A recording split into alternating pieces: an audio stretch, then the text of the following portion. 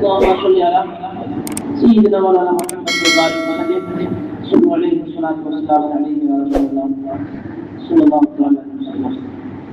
عزیزان ملت اسلامیہ، یہ اولاد یہ اللہ تبارک و تعالیٰ کی بہت بڑی نعمت ہے. اولاد وہ اولاد ہے جو دنیا کے اندر بھی کام آتی ہے، اور اگر نیک اولاد ہو تو مرنے کے بعد بھی ہمارے لیے وہ کام آتی ہے. اولاد ایک ایسی نعمت، مگر اولاد کی تربیت ہم کس طور پر کریں جو دنیا کے اندر بھی فائدہ دے اور آخرت کے اندر بھی ہمیں اس کا فائدہ حاصل ہو. اور شریعت کی روشنی میں کچھ چیزیں ہم سمجھنے کی کوشش کرتے ہیں. کیوں؟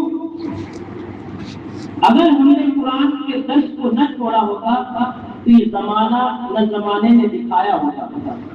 مگر آج سے ہم یہ عہد کریں گے، ہمیں کرنی ہے شہنشاہ بقا کی رضا کو، وہ اپنے ہو گئے تو رحمت پروردگار. یعنی ہر وہ کام جو رضائے الہی اور رضائے رسول کے لیے کی جائے، اگر وہ لوگ راضی ہو جائیں تو دنیا بھی کامیاب ہے اور آخرت بھی کامیاب ہے. اور سمجھنے کی کوشش کرتے ہیں. سب سے پہلے ہم بنیادی چیز کو دیکھتے ہیں. جب ہماری بنیادی چیزیں مضبوط ہوتی ہیں تو اس کے بعد یوں سمجھے اگر ہماری زمینی سطح مضبوط ہے یا مکان کی بنیاد مضبوط ہے، پھر اس کے بعد دیگر کئی منزلہ اگر ہم مکان کو تیار کرتے چلے جائیں تو اس میں کوئی حرج نہیں ہوتی، پریشانی نہیں آتی.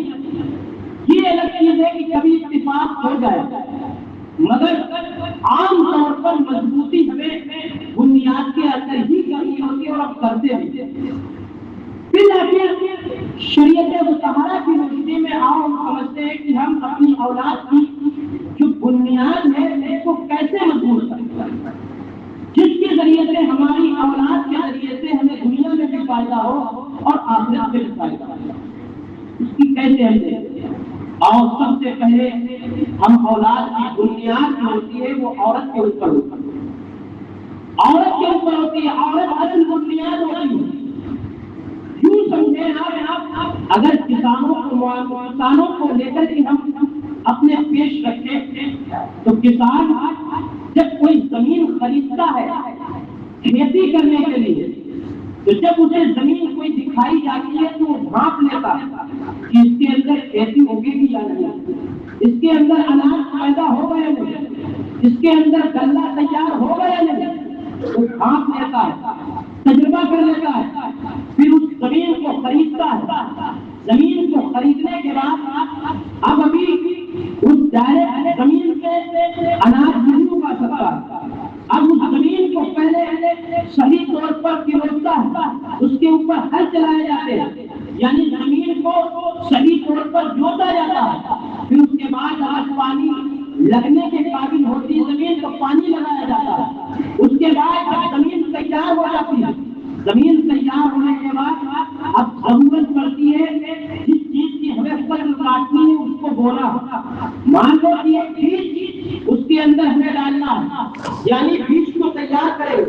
اب بیج کیسا ڈالنا ہے یہ کسان کو ہی معلوم ہوگا، کہ وہی اگر اسے یہی نہیں معلوم کہ ہمیں کون سا بیج بونا ہے، اسے یہی نہیں معلوم کہ ہمیں دھان کون سا لگانا ہے، گیہوں اگر بوئیں گے تو کون سا بوئیں گے. اگر اس کی فرق نہیں ہے، اس کی جانکاری نہیں ہے، اس کی معلومات نہیں ہے تو وہ ہرگز زمین کے اندر کھیتی پیدا نہیں کر سکتا ہے، زمین کے اندر بہترین اناج اگا نہیں سکتا ہے. تو اس کھیتی کو کاٹنے کے لیے، بہترین اناج کو اگانے کے لیے وہ سب سے پہلے کیا کرتا ہے؟ بہترین بیج کو اگاتا ہے، بہترین بیج کو سلیکٹ کرتا ہے. سلیکٹ کرنے کے بعد پھر اس کو بوتا ہے، بونے کے بعد پھر اس کی نگہداشت کرتا ہے، اس کی حفاظت کرتا ہے کہ کہیں ایسا نہ ہو اگر ہم نے گیہوں کو بویا ہے کہیں ایسا نہ ہو چڑیاں آ کر کے اس کو چن جائے، کہیں ایسا نہ ہو دوسرے چرند آ کر کے اس کو ایک ایک کر کے چن کر کے چلے جائیں. اس کی حفاظت کرتا ہے. اس کے بعد وہی بیج جب بہترین بیج کو ہوتا ہے اس کی حفاظت کرتا ہے. جب وہ کلیوں کو توڑتا ہے، ذرا ذرا سے پیڑوں سے نکلتے ہیں پھر اس کی حفاظت اور کرنے پر آمادہ ہوتا ہے کہ کہیں ایسا نہ ہو چھوٹے چھوٹے چرند آ کر کے اس کو جو چھوٹی چھوٹی جو ابھی کوڑے نکلی ہوئی ہے اس کو چل جائے. جب اور بڑھتی ہے تو اور ذمہ داریاں بڑھتی ہے. وہ کس طور پر بڑھتی ہے؟ اب جیسے اب پانی کی ضرورت ہے, پانی لگایا, کھاد کی ضرورت ہے, کھاد کو لگایا. اب اگر دھان کی بیل لگائی گئی ہے تو اس کے اندر صفائی کی بھی ضرورت ہوتی ہے. ہر دوسرے مہینے کے اندر پانی کی بھی لاگت ہوتی ہے. اب اگر ایک کسان ان چیزوں کے اوپر غور و فکر نہ کرے, ایک کسان کھیتی کے اوپر غور و فکر نہ کرے, ایک کسان بیج کے اوپر غور و فکر نہ کرے, ایک کسان اگر اس کی دیکھ بھال صحیح طور پر نہ کرے, اب یہ امید رکھے کہ ہمیں اچھی فصل تیار کر لیں گے, یہ امید رکھے کہ اخیر میں ہم اچھی فصل کاٹ لیں گے, تو وہ ہرگز نہیں کر سکتا ہے. ہرگز اچھی فصل نہیں کاٹ سکتا ہے. اچھی فصل کاٹنے کے لیے اسے بنیاد دیکھنی ہوگی, زمین دیکھنی ہوگی, زمین کے بعد بیج دیکھنا ہوگا, بیج کے بعد اس کی حفاظت کرنی ہوگی. جب پیڑ تیار ہو جاتے ہیں, شاخ تیار ہو جاتی ہے, کٹنے پر فصل تیار ہو جاتی ہے, اب اور اس کی حفاظت کرنے کی ضرورت پڑتی ہے. کیوں؟ اس کی دیکھ بھال اس لیے کی جاتی ہے کہ کہیں ایسا نہ ہو ہم وقت کے اوپر اس کو نہ کاٹیں تو آ کر کے آندھی آ کر کے اس کو گرا دے, پانی آ کر کے اس کو بہا لے جائے, کہیں ایسا نہ ہو طوفان آ کر کے اس کو خراب کر دے.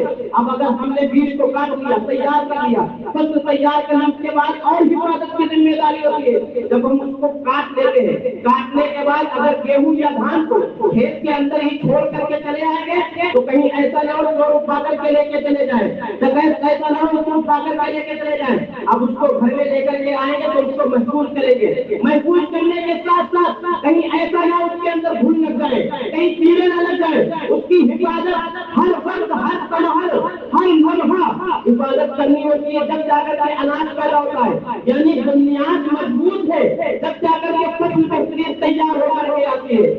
میں آپ کو بتاتا چلو, آج ہم اپنی اولاد کی بنیاد دیکھیں. اولاد کی بنیاد عورت ہے. عورت کے بارے میں اللہ نے قرآن کریم کے اندر ارشاد فرمایا. اللہ ارشاد فرماتا ہے, اللہ فرماتا ہے نساؤکم حرث لکم, اللہ فرماتا ہے تمہاری عورتیں تمہاری کھیتیاں ہیں, تمہاری عورتیں تمہاری کھیتیاں ہیں. فأتوا حرثکم انا شئتم, تو اپنے کھیتوں میں جس طرح چاہو چلے جاؤ. عورتوں کو کھیتی بتایا گیا.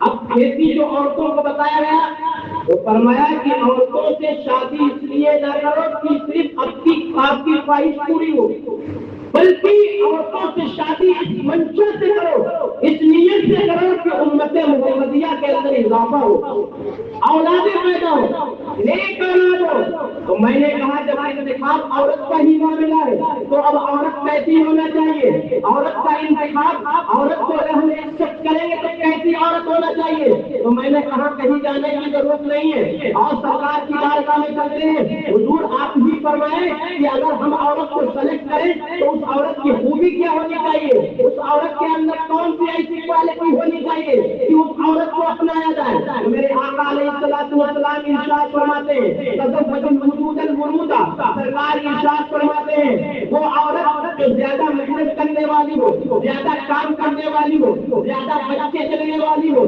سرکار فرماتے ہیں تزوج الوجود الورود, سرکار فرماتے ہیں ان عورتوں سے شادی کرو جو زیادہ کام کرنے والی ہو اور زیادہ بچے پیدا کرنے والی ہو. اس کی وجہ کیا ہے؟ میرے آقا علیہ الصلوۃ والسلام ارشاد فرماتے ہیں انی مقاصدکم بکم الامم, سرکار ارشاد فرماتے ہیں اس لیے ایسی عورتوں سے شادی کرو کہ کل قیامت کے دن جب دوسری امتیں حاضر ہوں گی تو دوسری امتیوں کے مقابلے میں جب میری امت زیادہ ہوگی انہی مقاصد, تو میں اپنی امت کو دیکھ کر کے لوگوں کے سامنے فخر محسوس کروں.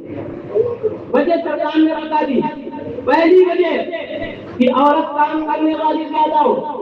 اب جب لوگ تجربے کریں گے جانے والے سمجھ جاتے ہیں کہ اس کا ماحول اس کے اعتبار سے کیسا ہے, والدین کیسے ہیں, لوگ کیسے ہیں. آج ہم جاتے ہیں رشتے دیکھتے ہیں تو کیا دیکھتے ہیں, کہیں چلا کے دیکھتے ہیں, اٹھا کے دیکھتے ہیں, بٹھا کے دیکھتے ہیں, بول کے دکھاتے ہیں, سب کچھ. شریعت کا تقاضا یہ نہیں ہے. شریعت کا تقاضا یہ ہے کہ اگر رشتہ آئے تو اچانک اس لڑکی کو دیکھ کر کے چلے آؤ. کسی پروگرام کے موقع پر کسی پینشن کے موقع پر کسی گھر پہ اچانک جا کر کے دیکھ کر کے چلے آؤ، اگر تمہیں بھا جائے تو اب رشتے کی بات آگے بڑھاؤ. یہ شریعت کا تقاضا ہے. شریعت یہ کہتی ہے. اب میں آقا علیہ السلام کا فرمان سنو. ایک حدیث سرکار فرماتے ہیں تزوج الولود الولود، عورتوں سے ان عورتوں سے شادی کرو جو کثرت کے ساتھ کام کرنے والی ہو، کثرت کے ساتھ بچے پیدا کرنے والی ہو. یہ حدیث ہے جن پر ہم ایمان لے کر کے آئے. اب لوگ 4 طریقے سے شادیاں کرتے ہیں، 4 وجہوں سے کرتے ہیں. جب رشتہ لے کر کے جاتے ہیں تو سب سے پہلے دیکھتے ہیں کہ اس کے یہاں مال کتنا آئے گا، ہمیں جہیز کتنا ملے گا. اس کو بھی نہیں تو سائڈ میں رکھو. پھر دیکھتے ہیں کہ اس کا حسن کیسا ہے، حسن و جمال کیسا ہے. تیسری چیز ہوتی ہے حسب و نسب، عزت کی اس کا لوگوں کے درمیان عزت افزائی کیسی ہے. چوتھی چیز سرکار نے فرمایا وہ دین ہوتی ہے. تو میں نے کہا جب یہ 4 چیزیں میرے آقا نے بیان فرما دی، ان 4 وجہوں سے لوگ شادیاں کرتے ہیں. ان کی المرأۃ لأربع، سرکار فرماتے ہیں 4 وجہوں سے نکاح دیا جاتا ہے. ولی زمانہ، ولی حسبہ، ولی مالہ، ولی دینہ. سرکار فرماتے ہیں یا تو مال کی وجہ سے شادی کی جاتی ہے، یا تو اس کے حسن و جمال کی وجہ سے شادی کی جاتی ہے، یا تو اس کے نسل و نسب کے حساب سے یعنی حسب و نسب کے حساب سے شادی کی جاتی ہے، یا تو اس کے دین کے اعتبار سے شادی کی جاتی ہے. تو میں نے کہا یا رسول اللہ ذرا فرمائے نا کہ جب لوگ شادی ان وجہ سے کرتے ہیں تو ہمیں کون سے اصول کو اپنانا ہوگا. تو سرکار فرماتے ہیں اے میرے امتیوں، تم حسن و جمال کو نہ دیکھنا، تم حسن و جمال کو نہ دیکھنا، تم اس کے رکیوں کو نہ دیکھنا، تم اس کے نسب کو نہ دیکھنا، بلکہ تم یہ دیکھنا کہ وہ عورت دیندار ہے یا نہیں. 2 بنیادی باتیں بتائی سرکار نے. دین کو ایکسپٹ کرنا، دینداری کو ایکسپٹ کرنا. اب اگر اس کے اندر دینداری ہوگی تو یہ سمجھ لو وہ اپنے بچوں کو بھی اسی ماحول میں ڈالے گی. اب لوگ سرکار کا فرمان، اگر کسی شخص نے کسی عورت سے اس کے حسن و جمال کی وجہ سے نکاح کیا تو سرکار فرماتے ہیں شادی کے بعد اس کے چہروں کو بدل دیا جائے گا، مست کر دیا جائے گا، بدل دیا جائے گا. اگر کسی شخص نے عورت سے یا مرد سے اس کے حسن و جمال کی وجہ سے نہیں بلکہ اعلیٰ نسب کے اعتبار سے شادی کی تو سرکار فرماتے ہیں نکاح کے بعد اس کو ذلت و خواری کے اندر ملوث کر دیا جائے. یہ دین کی باتیں ہیں، یہ نہ سمجھے میں اپنی طرف سے کہہ رہا ہوں.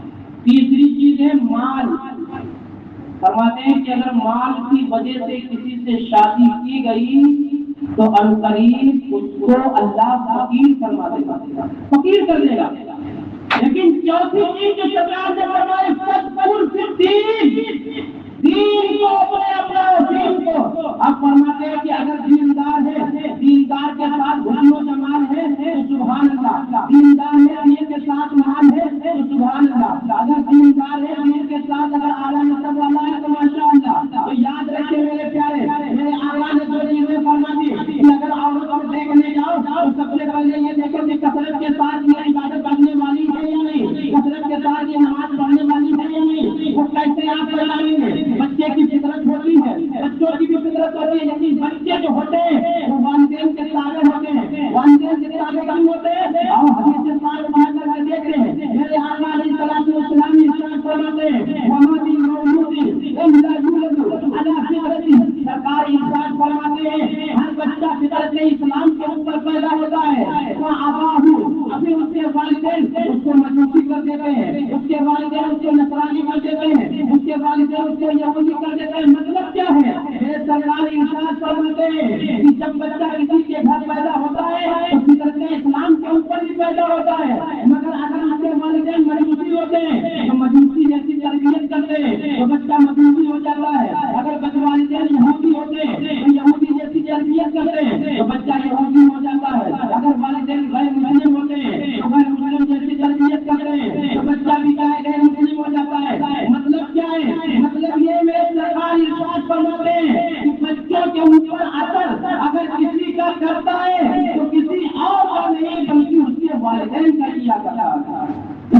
والدین کا ہوتا ہے۔ اللہ ہم سب کو اپنے بچوں کے ساتھ اٹھنے سلوک کرنے کی توفیق عطا فرمائے۔ اصل کہ مجھ سے لباس نکلا وہ یہ نکلا کہ اگر والدین صالح ایک پرہیزگار ہیں تو بچے بھی ایک صالح پرہیزگار ہوں۔ کیوں؟ سرکار نے فرمایا ان کا اثر ان پر پڑتا ہے۔ یہ سرکار فرماتے ہیں کہ اذا مات الانسان انقطع عمله الا ثلاثہ۔ سرکار فرماتے ہیں تین ایسی چیزیں ہیں انسان کے مرنے کے بعد بھی اس کے ساتھ جڑی رہتی ہے۔ اذا مات الانسان انقطع عمله، تین ایسی چیزیں جو ختم ہونے کے بعد مرنے کے بعد بھی اس کے ساتھ رہتی ہیں، وہ کیا ہے؟ تو سرکار نے فرمایا من صدقۃ جاریہ، پہلی چیز صدقہ جاریہ ہے۔ اگر کوئی مر کے سننے سے پہلے صدقہ جاریہ لگے گیا تو اس کا ثواب اس کو ملتا رہے گا۔ دوسری چیز ومن علم ينتفع بها، دوسری چیز یہ ہے کہ ایسا علم جس سے لوگ فائدہ حاصل کرتے ہو، استفادہ حاصل کرتے ہو تو اس کا ثواب اس کو ملتا رہے گا۔ تیسری چیز غور کرنے والی ہے اور اپنے دل کے اوپر نقش کر لو، سرکار فرماتے ہیں اول صالح يدعو له، سرکار فرماتے ہیں تیسری چیز اولاد ہے۔ اگر نیک اولاد اپنے والدین کے حق میں دعائیں کرے گی تو اللہ ان کی دعاؤں کے بدلے میں اس کی مغفرت فرمائے گا۔